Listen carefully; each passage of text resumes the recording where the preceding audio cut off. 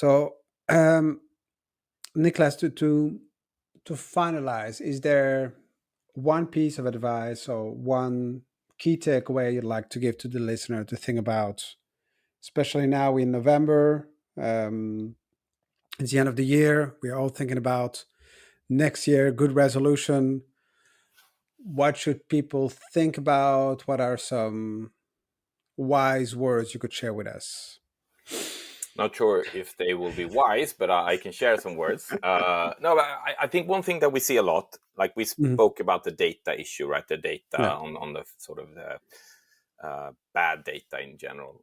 But another Mhm. thing I think that we see quite a lot is that duplication of features in different platforms. So you're paying licenses, marketing licenses for features, let's say in your CRM system and your marketing automation system, where they're basically the same. Mhm. That's two typical examples of the CRM system wants to, gain market share. They add some more automation features in it. And the marketing automation system wants to do the same thing from the other side, and they add some CRM functionality to it, right? So do you really need both? I think that could be a pretty easy analysis to look at. So that's one of the things where you could probably save money if that's what you need to do for 2023. Yeah. So we that's a recommendation we give to a lot of customers as well. Mhm. Another thing I think for whenever Google decides to remove the cookies completely, Mhm. um, it's going to be an issue for a lot of different companies. So I would say start thinking about how to work in a cookieless way today. Mhm. Because again, you can't use cookies on Apple's environments, on Firefox, on the sort of app environments in general.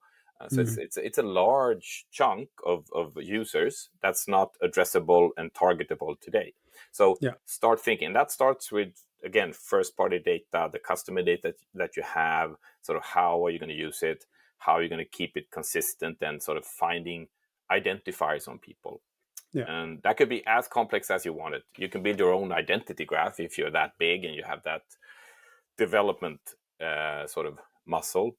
Or you Mhm. could just use sort of what kind of, is it unified ID 2.0 that you're going to go with? Or is it some other type of identifier association or project or initiative that you want to use?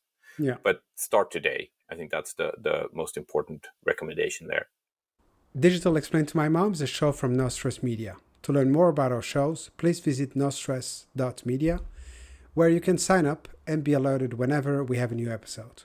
I'm inviting you also to check Let's Talk About CX, our podcast where we discuss all things CX related with practitioners, authors, and thought leaders.